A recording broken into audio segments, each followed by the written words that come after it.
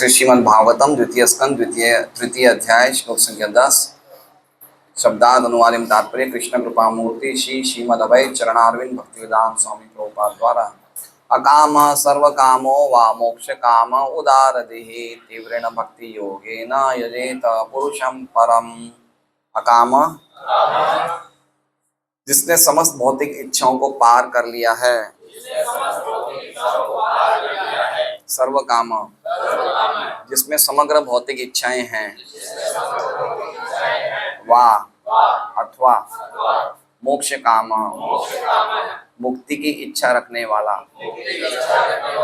उदार धी व्यापक बुद्धि वाला, तीव्रेण तीव्र शक्ति के साथ, भक्ति योगेन भगवत भक्ति द्वारा, यजेत पूजे पुरुषम भगवान को परम पूर्ण। अनुवाद: जिस व्यक्ति की बुद्धि व्यापक है, वो चाहे समस्त भौतिक इच्छाओं से युक्त हो या निष्काम हो अथवा मुक्ति का इच्छुक हो, उसे चाहिए कि वो सभी प्रकार से परम पूर्ण भगवान की पूजा करे।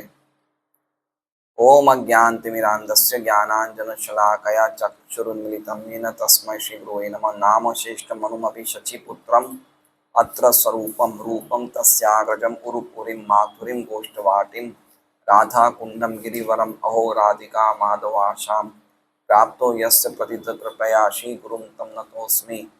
वन्देऽहं श्रीगुरोः श्रीयुतः पदकमलं श्रीगुरून् वैष्णवांश्च श्रीरूपं सौग्रजातं सहगणरघुनाथान्वितं तं सजीवं साद्वैतं सावधूतं परिजनसहितं कृष्णचैतन्यदेवं श्रीराधाकृष्णपादान् सहगण ललिता श्रीविशाखान्वितांश्च गुरु वैष्णव भगवान तिने स्मरण हय विघ्न विनाशन अनाया स्वयं वांछित पूर्ण।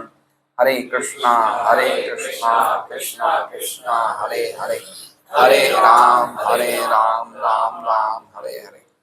सभी भक्तों का स्वागत है श्रीमद् भागवतम कक्षा में। तो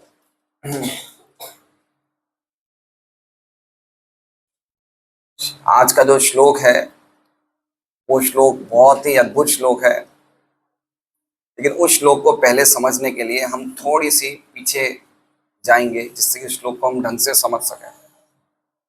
तो ये तीसरा अध्याय शुरू हुआ है और तीसरे अध्याय में हमने देखा कि किस प्रकार अलग अलग देवी देवताओं की उपासना का कुछ श्लोक आए हैं। श्लोक संख्या 2 से लेके 9 तक देवताओं की उपासना व्यक्ति किस इच्छा से करते हैं उसके बारे में चर्चा है।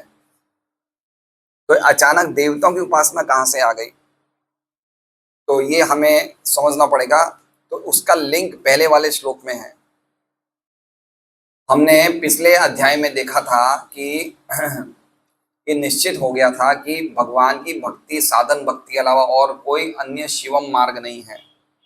भटके हुए जीवों के लिए, जो भव सागर को पार करना चाहते हैं, उनके लिए भगवान की साधना भक्ति के अलावा और कोई अन्य शिवम मतलब बिल्कुल शुभ मार्ग नहीं है, कल्याणकारी मार्ग नहीं है, जिसमें कोई प्रकार का विघ्न नहीं है और जो आनंद पूर्वक है।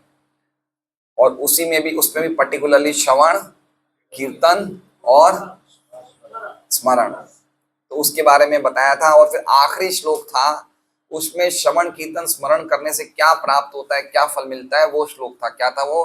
पिबन्ति ये भागवत आत्मनसताम कथामृतम श्रवण पूतेषु समृतम पुनन्ति ते विषय विदूषिताशयम व्रजन्ति तच्चरण सरोरुहान्तिकम। जो व्यक्ति भगवान की मधुर लीलाओं को पीते हैं, क्या करते हैं? पीते हैं। किनके द्वारा? बर्तन कौन से? कप कौन सा है? कान वाला कप है ना, चीनी मिट्टी वाला कप नहीं, कान वाले कप से पीते। और कैसे पीते हैं?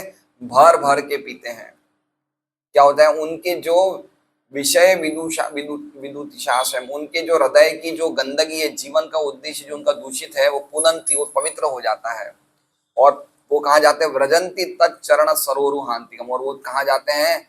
भगवान के चरण कमलों अर्थात भगवान के धाम को प्राप्त होते हैं। तो ये हमने दूसरा अध्याय में यहाँ पे पूरा किया था। तो अब हमने सब श्लोक तो सुने ही हैं, महाराज ने सब श्लोक बताए परम पूज्य भक्ति प्राण गोपीनाथ महाराज ने, लेकिन एक बार हम थोड़ा लिंक समझ लें तो हमें थोड़ा आइडिया लगेगा कि वास्तव में कैसे दोनों अध्याय एक दूसरे से लिंक्ड हैं। तो अध्याय नंबर 2 का क्या नाम है, देखिए, हृदय में, और अध्याय नंबर 3 का क्या नाम है,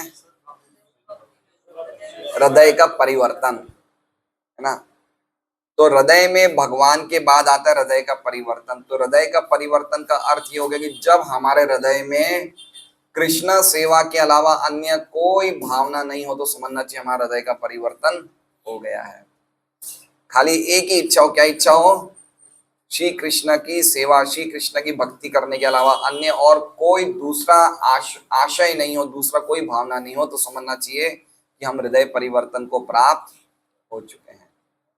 तो ये बात समझनी चाहिए। तो शुक उवाच, पहला श्लोक हम एक बार सब लोग साथ में उच्चारण करेंगे। श्री शुक उवाच, एवं एतन्निगदितं पृष्टवान् यद् भवान् मम नृणाम्यन्म्रियमाणानां मनुष्येषु मनीषिणाम्। अब सुखदेव गोस्वामी ने क्या कहा, एवं एतत् निगदितम। एवं मतलब इस प्रकार, इस प्रकार मतलब जैसा आपने मुझे पूछा था उस प्रकार। एवं एतत्, एतत् मतलब ये सब, और निगदितम मतलब नितराम गदितम, मैंने अच्छी तरह समझाया। गदितम मतलब समझ रहे हैं, निगदितम मतलब मैंने अच्छी तरह समझाया। क्या समझाया, यद भवान मम, यद मतलब जो कुछ भी भवान आपने मम में से पूछा उसको मैंने अच्छी तरह समझाया। पहले श्लोक का अर्थ ये है। पृष्ठवान, पृष्ठवान मतलब क्या पूछा था परीक्षित महाराज ने, मरणासन व्यक्ति को क्या कर्तव्य है, उसे क्या सुनना चाहिए, क्या बोलना चाहिए। उसके साथ एक और लाइन थी, याद है आपको, और क्या नहीं करना, हाँ, और क्या नहीं करना चाहिए। पहले उन्होंने कहा, परीक्षित महाराज ने पूछा किनका बारे में श्रवण करना चाहिए, किनके बारे में कीर्तन करना चाहिए, किनको पूजना चाहिए, किनका स्मरण करना चाहिए, और किन किन को नहीं पूजना चाहिए वो भी बताइएगा। देखिए, अगर आप श्लोक 1.19.37 से 38 जो भी श्लोक है इस पहले स्कंद का, आग देखिए, जो चीज नहीं करना है वो भी बताइएगा, ठीक है। तो उसके जवाब में पृष्ठवान, यहाँ सुखदेव गोस्वामी कह रहे हैं कि मैंने आपको ये सब जो भी पूछा, आपने मरने वाले व्यक्ति के कर्तव्यों के बारे में पूछा, मैंने सब आपको अच्छी तरह, निगदितम मतलब नितराम गदितम, गदितम मतलब बोला, और नितराम मतलब कंप्लीटली अच्छी तरह बोला, ठीक है। क्या बोला, किसके बारे में आपने पूछा था, नृणाम यन म्रियमाणानाम। नृणाम मतलब जो भी मानव, यन मतलब जो भी, म्रियमाणानाम जो मरने वाले हैं, जो मरने वाले हैं ऐसे मनुष्य, और उनमें भी जो मनुष्येषु हैं, जो वास्तव में मनुष्य के धर्म को पालन कर रहे हैं, इसलिए मनुष्येषु लिखा है। पहले नृणाम लिखा है, तो नृणाम का अर्थ भी मानव है और मनुष्येषु का भी अर्थ भी मानव है, लेकिन ये नृणाम मनुष्यों से अलग है। क्यों अलग है, क्योंकि ये मनुष्य कौन है, श्रीधर स्वामी कहते हैं जो मनुष्यत्व को प्राप्त हो चुके हैं, मतलब खाली शरीर से मनुष्य शरीर नहीं है, जो कुछ धर्म का पालन कर रहे हैं ऐसे मनुष्य को, और वो उसमें भी कौन, मनीषिणाम, जो बड़े बुद्धिशाली हैं, उनके क्या कर्तव्य हैं, एतद, ये सब मैंने आपको बताया। क्या बताया, कि श्रवण कीर्तन स्मरण आदि आपने मेरे से पूछा, वो सब मैंने बताया, तो ये सब मैंने आपको बताया। तो मेरा यहाँ पे आपका उत्तर समाप्त हो गया है। कौन बोल रहे हैं, अब देखिए सुखदेव गोस्वामी की बोलने की शैली देखिए क्या है। अगर कोई वक्ता बोल रहा है कथा और हम उसकी बात ध्यान से सुन रहे हैं तो ये अच्छी बात है, हम अच्छा श्रवण कर रहे हैं। लेकिन अगर कोई वक्ता बोलने का भाव क्या है उसके पीछे वो हम समझ जाए ना, तो हम और भी अच्छी तरह सुन रहे हैं। समझ रहे हैं बात को। तो सुखदेव गोस्वामी क्या बोल रहे हैं कि मैं आपको सब बोल चुका हूं, अब आप कुछ और कुछ पूछना है क्या, ये भाव है। समझ रहे हैं बात को। जैसे मान लीजिए कि हंसदूत प्रभु और रंजीत आसपास में प्रसाद ले रहे हैं, तो रंजीत बोलेगा हंसदूत प्रभु को कि पिछले संडे आप कुछ बता रहे थे ना, क्या बता रहे थे। तो इसका मतलब क्या हो, रंजीत की क्या इच्छा है कि कुछ वो हंसदूत प्रभु से सुनना चाहता है। तो इसी प्रकार से शुकदेव गोस्वामी क्या कह रहे हैं कि आपने जो कुछ मुझसे पूछा वो मैंने बता दिया, अब बोलना है, अब क्या है बात, अब लिखा नहीं अब क्या है, लेकिन वो और इनडायरेक्टली बोलना चाहते कि और पूछो मेरे से। देखिए एक बार समझिए, श्रोता और वक्ता का जो मेल है ना, कॉम्बिनेशन, वो ही असली चीज है। अगर श्रोता सुनने का अधिकारी होगा ना, तो वक्ता के पास सुनने से भी ज्यादा, कहीं ज्यादा मान मसाला है बोलने के लिए। लेकिन श्रोता, इसलिए श्रोता के बिना वक्ता बोलता नहीं है। देखिए बछड़ा का आप देखिए, बछड़ा जब दूध पिएगा तो ही गाय देगी, और बछड़ा जितना दूध पीता है उससे कहीं ज्यादा गाय के पास स्टॉक है। 4 थन में गाय दूध देती है, बछड़े को हम 1 या 2 थन पिलाते हैं, बाकी तो गाय के पास स्टॉक है ही ना। तो सुनने वाले से ज्यादा वक्ता को बोलना वाली चीज है, लेकिन कोई सुनने वाला इच्छुक होना चाहिए। समझ रहे हैं? इसलिए परीक्षित महाराज से पूछ रहे हैं कि देखो मैंने, आपने जो कुछ बोला मैंने उसका बराबर जवाब दिया है, अब आप और क्या सुनना चाहते हैं। लिखा नहीं और क्या सुनना, लेकिन ये उनका भाव है, क्योंकि उनसे अच्छा और कोई सुना नहीं सकता ना। निगदितम का मतलब क्या, मैंने अच्छी तरह सुना, मतलब आगे भी वही सुनाएंगे। जब अभी वो सुना रहे हैं इसका मतलब आगे भी वही सुनाएंगे। यही परीक्षित महाराज चाहते कि वही सुनाए। जब इतना अच्छा इन्होंने एक प्रश्न का उत्तर दिया तो आगे भी वही सुनाते रहे। तो ये इसका भाव है कि मैंने आपको अच्छी तरह जो भी कुछ आपने पूछा मैंने बताया। अब देखिए श्रीधर स्वामी की जो टीका है बहुत ही अद्भुत है। हम खाली टीका पढ़ेंगे पहले अध्याय की।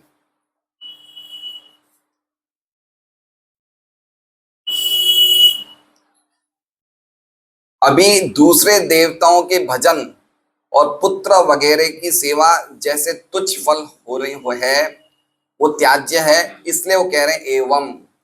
देखिए सबसे पहला शब्द क्या है, एवं। अब देखिए परीक्षित महाराज का क्वेश्चन पे चले जाइए। क्या क्वेश्चन था कि किनका भजन नहीं करना चाहिए। तो एवं का अर्थ क्या बता रहे हैं, एवं का श्रीधर स्वामी बता रहे हैं कि पहले तो आपने बोला कि पुत्र वगैरह की सेवा तुच्छ है।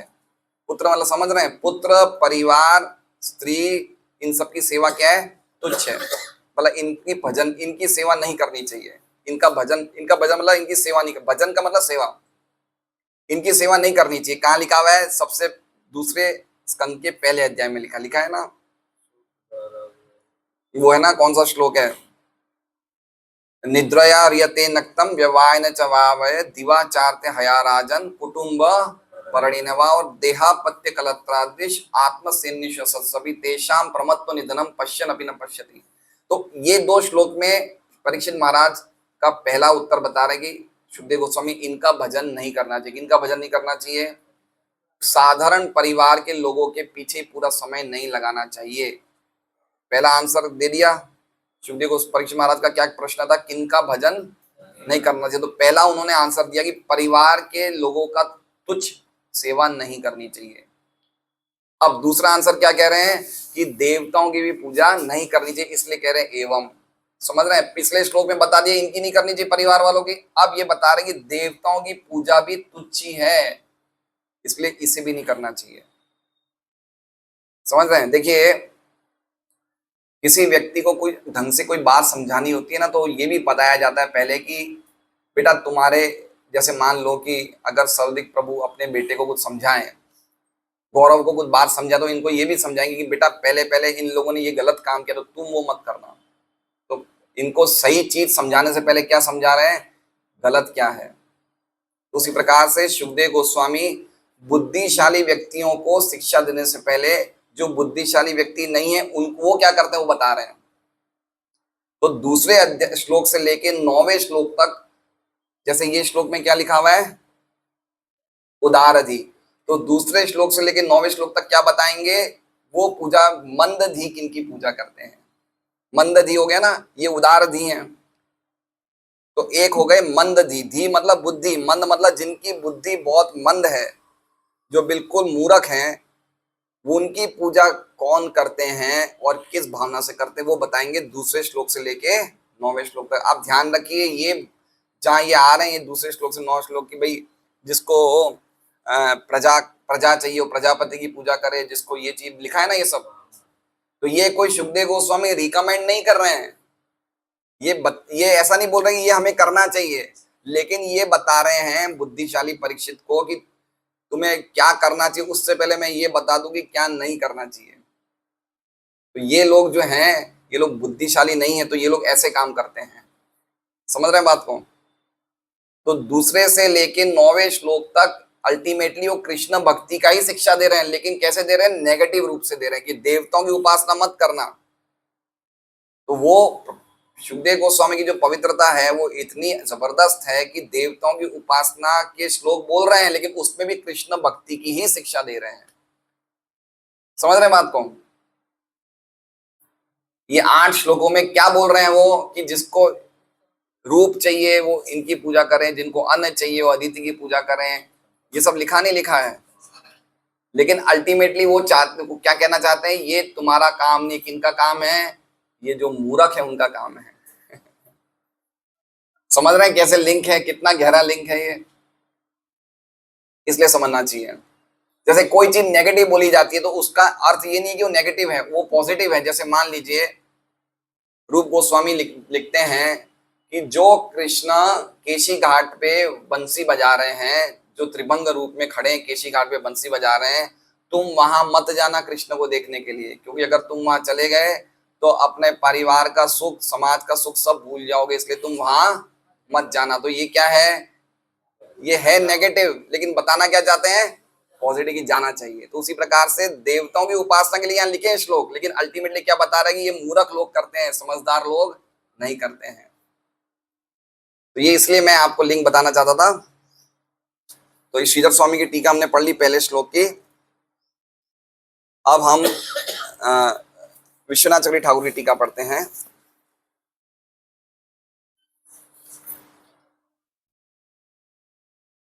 पहले श्लोक की टीका ऐसे विश्वनाथ चक्रवर्ती ठाकुर की कि देवताओं की पूजा तुच्छ है।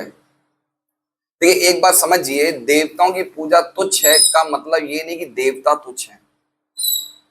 ध्यान रखिए, देवताओं की पूजा तो तुच्छ है का मतलब ये नहीं कि देवता तुच्छ है। भूल चुक के देवताओं को अनादर नहीं करना है। समझ रहे हैं बात को? भूल चुक के आप ऐसा नहीं बोलते ये शिव जी, गणेश जी ये सब तुच्छ है, नहीं, वो तुच्छ नहीं है, लेकिन उनकी जो उपासना है वो तुच्छ। तुच्छ का मतलब वो चीज नहीं दे सकती जो कृष्ण भक्ति दे रही है ना, उसका जो रिजल्ट है बहुत ही नगण्य है।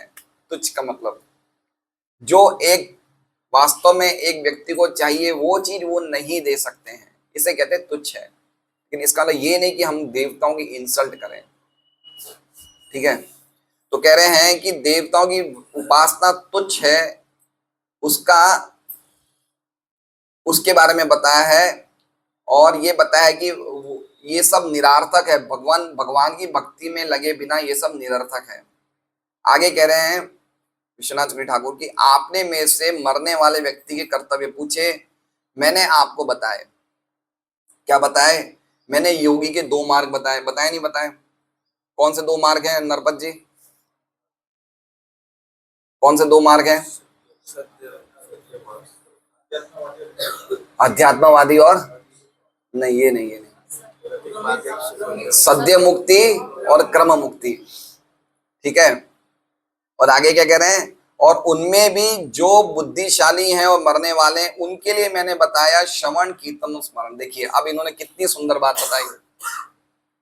जो सामान्य व्यक्ति, निर्णाम, निर्णाम लिखा ना, निर्णाम, ये पहले श्लोक में जो सामान्य व्यक्ति उनके लिए क्या मार्ग बताएं? सद्य मुक्ति और क्रम मुक्ति। लेकिन आप तो बुद्धिशाली हैं, मनीषिणाम लिखा है ना, आप बुद्धिशाली, इसलिए ये मार्ग आपके लिए। आपके लिए क्या है? श्रवण कीर्तन स्मरण। हरे कृष्णा कृष्णा कृष्णा हरे हरे, हरे राम राम राम। तो आप जो बुद्धिशाली है उनका मार्ग क्या है? श्रवण कीर्तन और स्मरण है। नहीं, सद्य क्रम मुक्ति अलग ही है। हाँ, ये तो सद्य मुक्ति जो बताई वो तो प्राणायाम, योग, अष्टांग योग, वो वाली प्रोसेस है। ये तो अल्टीमेट चीज है तो सद्य मतलब इमीडिएटली हम भगवान के धाम चले जाते हैं, उस हिसाब से सद्य है। लेकिन सद्य मुक्ति का जो एक वो विवरण था वो एक अलग था, वो ब्रह्म रंध्र से निकलना था, वो एक अलग विवरण था।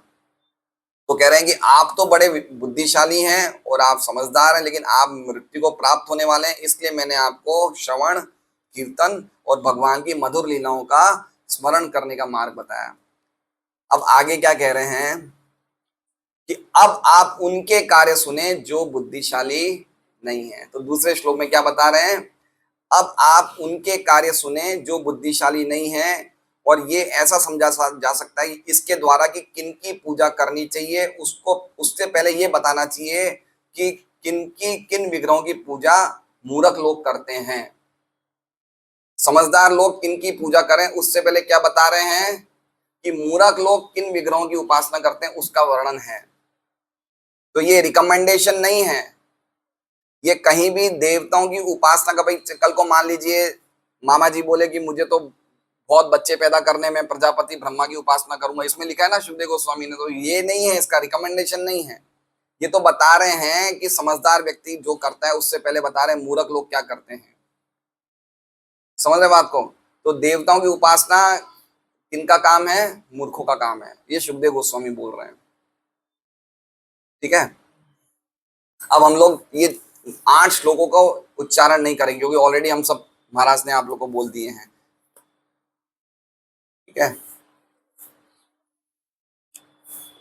2 श्लोक से देखिए, जिसको रूप चाहिए गंधर्वों की उपासना करें, स्त्री चाहिए उसको उर्वशी की उपासना करें, ये सब हमें नहीं देखना है, ये सब हम ऑलरेडी पढ़ चुके हैं, वो आपको वापस पढ़ना है। जिसको जिसको जो जो कामना है आप पढ़ लो, उसके हिसाब से पूजा कर लो। आप लोग, आपको जो जो चाहिए सब कुछ लिखा हुआ है इसमें। इंद्रियों की शक्ति चाहिए तो इंद्र की उपासना करो, सब लिखा हुआ है। पैसा चाहिए तो इनकी उपासना करो, ब्रह्म तेज चाहिए ब्रह्मा की उपासना करो।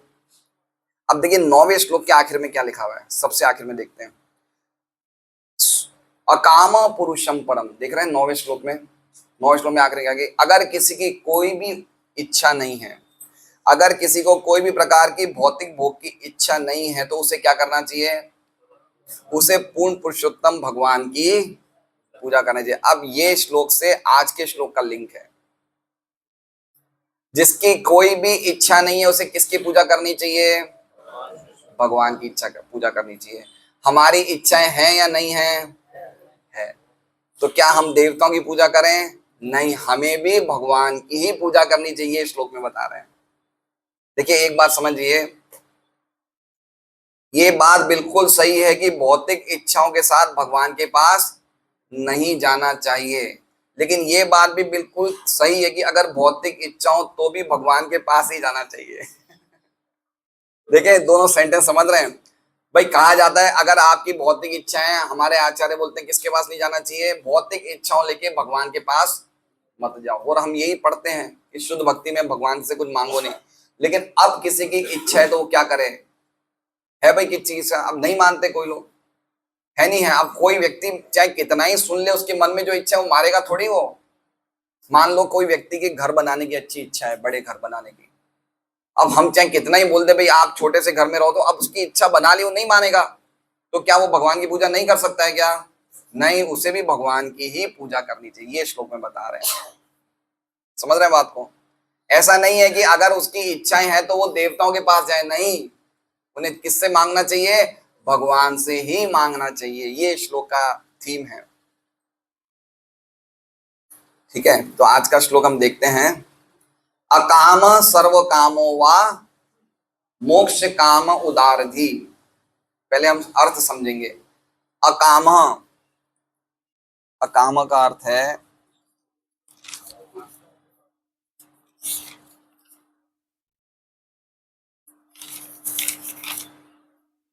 देखिए प्रभुपाद का देखिए अर्थ देखिए कितना जबरदस्त है। अकाम का क्या अर्थ लिखा है? जिसने समस्त भौतिक इच्छाओं को, समझ में, पार किसे किया जाता है महेंद्र जी? पार किसे किया जाता है? नदी को या समुद्र को, है ना? तो भौतिक इच्छाएं कैसी बताई है? समुद्र जैसी। मतलब ऐसा मत समझिएगा, ऐसी गलतफहमी में मत रहिएगा कि हमारी तो कोई भौतिक इच्छा है ही नहीं। ये सबको पार करना पड़ेगा, मतलब अशेष कामना रिधि माजे मोरा, ये आएगी। आज समुद्र को पार करना कितना 2-5 मिनट में होता है क्या? ऐसे भौतिक इच्छाएं पार करनी पड़ती है। एक इच्छा पूरी होगी दूसरी आएगी, एक इच्छा, हमें लगेगा अब तो हम बिल्कुल इच्छा रहित हो गए हैं, लेकिन ऐसा नहीं होता है। होलसेल में इच्छाएं हैं, होलसेल में इच्छाएं, और इतनी इच्छाएं। हरे कृष्णा। उषा देवी जी आइए आइए। कितनी इच्छाएं हमारे पास, होलसेल में इच्छाएं, होलसेल में। तो क्या कह रहे हैं कि जिसने, अकाम का अर्थ क्या है समझ लीजिए, जिसने सभी भौतिक इच्छाओं के समुद्र को पार कर लिया है। या फिर ऐसा समझिए कि जिसकी इच्छा है सभी भौतिक इच्छाओं को नष्ट करने की, वो भी समझ लीजिए, वो भी अकाम की कैटेगरी में। जैसे मान लीजिए हमारे पास बहुत इच्छा है, लेकिन हम क्या चाहते हैं, हम भौतिक इच्छाओं को पूरी तरह से त्याग दें, तो वो भी अकाम की कैटेगरी में आता है। समझ रहे अकाम का मतलब, जिसने भौतिक इच्छाओं को पार कर लिया है वो अकाम है। फिर दूसरा क्या बह रहे हैं, सर्व काम। सर्व काम मतलब जिसकी बहुत सारी भौतिक इच्छाएं है, बहुत सारी मतलब सभी प्रकार की, समग्र, बहुत सारी नहीं लिखा है, क्या लिखा है, समग्र, मतलब सभी इच्छाएं हैं। वो चाहता है मैं 10 पत्नियां रखूं, वो चाहता है मैं किसी को मार दूं, वो चाहता है मैं किसी को मर्डर कर दूं। ये सब क्या है, ये सब इच्छा रखने वाला भी, कितनी भी उसकी इच्छा हो, किसी का गलत करना है, किसी की चोरी करना है, डकैती करना है, चाहे कोई भी उसकी इच्छा हो, वो भी अकामा सर्व काम हुआ। और तीसरा क्या बताया, मोक्ष काम। मोक्ष काम मतलब जो मुक्ति की भी इच्छा रखता है। ये सब लोग कौन है, ये लोग उदारधी तब माने जाएंगे जब ये तीव्रेण भक्ति योगेन, उदारधी हैं ये सब लोग। कौन है ये, तब उदारधी। उदारधी का अर्थ देखिए क्या लिखा है, व्यापक बुद्धि वाला। व्यापक मतलब समझ रहे हैं, व्यापक मतलब बिल्कुल फैला हुआ, बढ़ा हुआ। तो जिसने अपनी बुद्धि पूरी फैला दी है, उसी बुद्धि में भगवान प्रवेश कर सकते हैं। तो उदारधी का अर्थ क्या हो गया, कि जो भगवान की भक्ति करता है वो कौन है, उसकी बुद्धि बहुत बड़ी है, विशाल, क्योंकि विशाल जगह ही भगवान प्रवेश कर सकते हैं। तो बुद्धि व्यापक का मतलब क्या है, कि उसने अपनी बुद्धि में किनको समावेश कर दिया, भगवान को, उदारधी। और क्या कर रहा है वो, तीव्रेण भक्ति योगेन। तीव्र भक्ति का अर्थ क्या होता है, हरे कृष्ण कृष्ण कृष्ण हरे हरे, हरे राम राम राम, बिल्कुल फास्ट करना। तीव्र का अर्थ क्या होता है, दृढ़ निश्चय, लगे रहना। देखिए तीव्र का अर्थ प्रभुपाद लिख रहे तीव्र शक्ति के साथ, बिल्कुल सही है, लेकिन तीव्र का अर्थ हमें समझना चाहिए। तीव्र का अर्थ मतलब साधन में भक्ति की ही अनन्यता होनी चाहिए, समझ रहे हैं। तीव्र का अर्थ क्या हो गया, कि आपकी साधन में किसकी अनन्यता होनी चाहिए, भक्ति की अनन्यता। भक्ति के अलावा और कोई अन्य साधन की अनन्यता, अन्य साधन नहीं होना चाहिए, इसे तीव्र कहते हैं। मिक्स्ड नहीं होना है, समझ रहे बात को। एक तीव्र भक्ति करने वाला व्यक्ति शुद्ध है क्या, शुद्ध भक्त है क्या, मेरा एक प्रश्न है। तीव्र भक्ति करने वाला व्यक्ति शुद्ध है क्या, शुद्ध भक्त है क्या, है नहीं, अनन्य भक्ति है। तीव्र भक्ति मतलब अनन्य है। अनन्य मतलब वो और किसी को नहीं, उसकी भक्ति में साधन कौन है, उनका, उन्होंने खाली भक्ति के ही साधन को अनन्यता दी है, और कोई साधन को नहीं दी है। तीव्रकार समझ गए, जिसने भक्ति को ही अनन्यता दी है। अनन्यता मतलब समझ रहे हैं, उसके अलावा और कोई साधन का आश्रय नहीं लिया, खाली इस भक्ति का ही आश्रय लिया है। तो ये क्या, उसकी साधन की अनन्यता है। अनन्यता मतलब समझ रहे, अन्य कुछ नहीं। तो तीव्र भक्त शुद्ध भक्त हुआ है नहीं हुआ, हुआ है नहीं हुआ, नहीं हुआ। क्योंकि पहले क्या लिख दिया, पहले साध्य बता दिया। साध्य क्या है, उसे सब चाहिए, उसे सब कुछ चाहिए, उसे मुक्ति चाहिए। साध्य की अनन्यता नहीं है, साधन की अनन्यता है।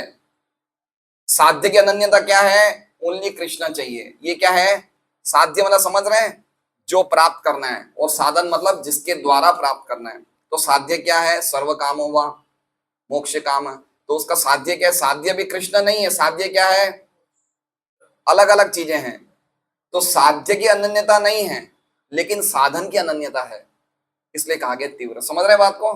एक शुद्ध भक्त तीव्र भक्त होगा, लेकिन एक तीव्र भक्त शुद्ध भक्त नहीं होगा।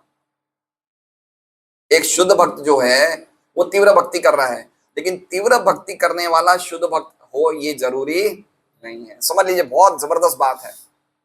लेकिन तीव्र भक्त में क्या एक खास बात है, उसने आश्रय किसका लिया है? खाली भक्ति का ही लिया है, और कुछ नहीं करेगा वो। चाहे मान लीजिए कि आपके घर में, जैसे अभी गंगोर चल रहा है, मारवाड़ी में चल रहा है गंगोर, है ना, लड़कियां गंगोर पूजते हैं, तो शिव जी होते हैं ना गंगोर जी, शिव जी पार्वती की पूजा करते हैं। तो वो लड़कियां जिसकी शादी करनी है वो अब गंगोर का आश्रय नहीं लेंगे। वो क्या करेंगे? हरे कृष्णा कृष्णा कृष्णा हरे हरे, हरे राम राम हरे हरे। समझ रहे बात को? वो आश्रय किसका लेंगे? भक्ति का ही लेंगे। चाहे उनके मन में कितनी कामना है, उनको अच्छा पूजा, अच्छा पति चाहिए, पत्नी चाहिए, बच्चे चाहिए, पैसे चाहिए, लेकिन वो और किसी के पास नहीं जाएंगे। वो किसके पास जाएंगे? खाली भक्ति के ही साधन को स्वीकार करेंगे। उनको भी कृष्ण नहीं चाहिए, उनको भी कृष्ण नहीं चाहिए, लेकिन वो चूंकि एक सही ट्रेन में बैठ गए, इसलिए अल्टीमेटली कृष्ण के पास पहुंच जाएंगे। जैसे मान लीजिए एक ट्रेन चलती है कन्याकुमारी से, कहाँ आती है? कश्मीर आती है ना। एक ट्रेन है कन्याकुमारी से चलती, कश्मीर आती है। तो चूंकि व्यक्ति एक सही ट्रेन में बैठ गया है, तो पहला स्टेशन आएगा मोक्ष काम, दूसरा स्टेशन आएगा सर्व काम, और पहुंचते पहुंचते कौन सा स्टेशन आएगा? अकाम। तो चाहे वो कोई भी कामनाओं से भक्ति करेगा, लेकिन अगर उसकी भक्ति तीव्र होगी तो अल्टीमेटली वो क्या बन जाएगा? अकाम बन जाएगा। समझ रहे हैं? बहुत ही अद्भुत श्लोक है ये। इसमें क्या बताया? इसमें अल्टीमेटली भक्ति के साधन का ही आश्रय लेना चाहिए, और कोई आश्रय नहीं लेना चाहिए। सुखदेव गोस्वामी कह रहे हैं कि जितने लोगों की मैंने पहले बात करी सब मंद बुद्धि वाले हैं, क्योंकि उन्होंने भगवान का आश्रय, भगवान के भजन का आश्रय नहीं लिया। उनको चीजें तो बहुत सही चाहिए, लेकिन भगवान का भजन नहीं कर रहे हैं, उपासना दूसरे देवताओं की कर रहे हैं। लेकिन जो उदारधि है, जिसकी बुद्धि व्यापक है, वो किसका आश्रय ले रहे हैं? वो भगवान की भक्ति का आश्रय ले रहे हैं, यद्यपि उन्हें अभी भगवान नहीं चाहिए। जैसे महेंद्र जी की बहुत इच्छा है, इनको घर भी बनाना है, बच्चों की भूएं भी देखने हैं, पोते भी देखने, बहुत सारी इच्छाएं। तो ये अकाम है, सर्व काम है? सर्व काम है। तो अब क्या करेंगे? लेकिन इन्होंने आश्रय ले लिया कि मुझे 4 नियमों का पालन करना है, 16 माला करना है, भागवत पढ़ना है, गीता पढ़ना है। तो चूंकि इन्होंने तीव्र भक्ति वाली सही ट्रेन पकड़ ली है, तो धीरे धीरे धीरे कहां पहुंच जाएंगे? इन्होंने और कोई चीज का आश्रय नहीं लिया है। अब मान लीजिए इन्होंने साथ में 80% भक्ति करी और 20% एक दुर्गा जी की फोटो रख दी मंदिर में, तो इनकी तीव्र भक्ति नहीं। यद्यपि ये 64 माला क्यों नहीं कर ले, लेकिन अगर इनके मन में इच्छा है कि मैं एक मंदिर में दुर्गा जी की भी फोटो रख दूं, दुर्गा जी भी क्या पता मेरी इच्छा पूरी कर दे, तो इनकी भक्ति को तीव्र माला मानी नहीं जाएगी, क्योंकि इन्होंने भक्ति के साधन में किसी और का भी आश्रय ले लिया है। इसलिए तीव्र भक्ति का मतलब ये नहीं कि आप पूरे टाइम फुल टाइम भक्ति करो, थोड़ा बहुत दूसरा कुछ कर दो, नहीं। चाहे आप 16 माला ही करो, लेकिन आपका आश्रय क्या है? मैं ये भक्ति की साधना के अलावा और कुछ जीवन में नहीं अपनाऊंगा, उसे कहते हैं तीव्र भक्ति।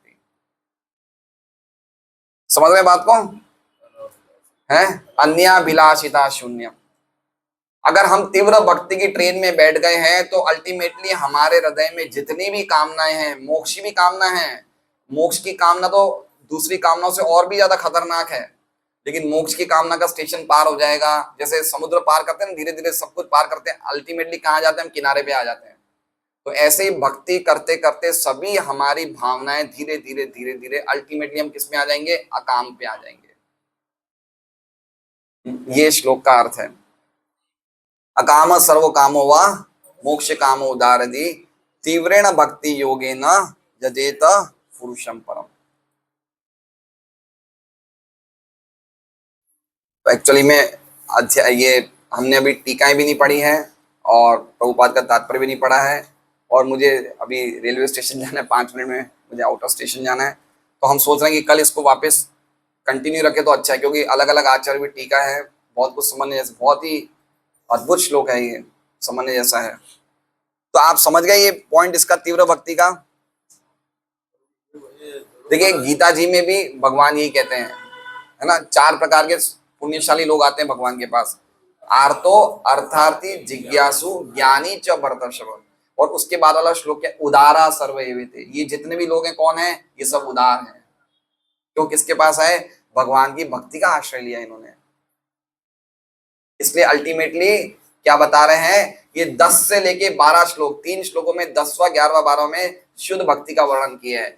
पहले श्लोक में उन्होंने जवाब दिया, दूसरे से लेकर 9वें श्लोक तक देवताओं की उपासना बताई, और 10वें से लेकर 12वें तक, अभी ये आज 10वां है, 11वां 12वां, इन 3 श्लोकों में क्या बताएंगे कि शुद्ध भक्ति का वर्णन बताएंगे ये सुखदेव गोस्वामी। तो इस तरह से हमें समझना चाहिए। हरे कृष्णा। श्रीमद् भागवतम की जय। श्रील प्रभुपाद की जय।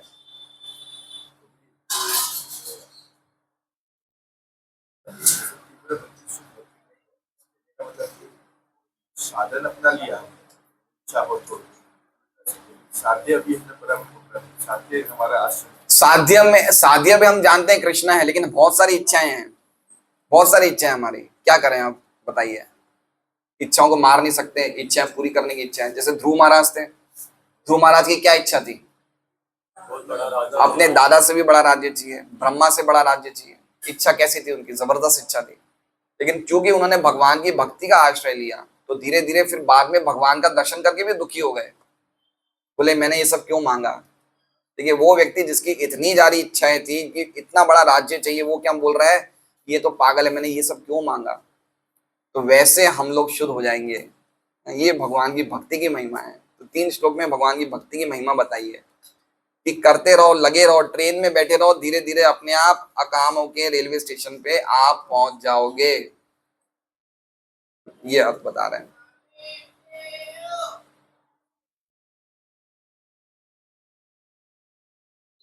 चले जाएंगे तो पहले ही बता के बोलते हैं नारायण हैं? सत्य मुक्ति कर्म मुक्ति बुलाया, फिर बोलते हैं हाँ, बार बार काट रहे हैं, बार बार अलग अलग एंगल से भक्ति की ही श्रेष्ठता को बता रहे हैं सुखदेव गोस्वामी।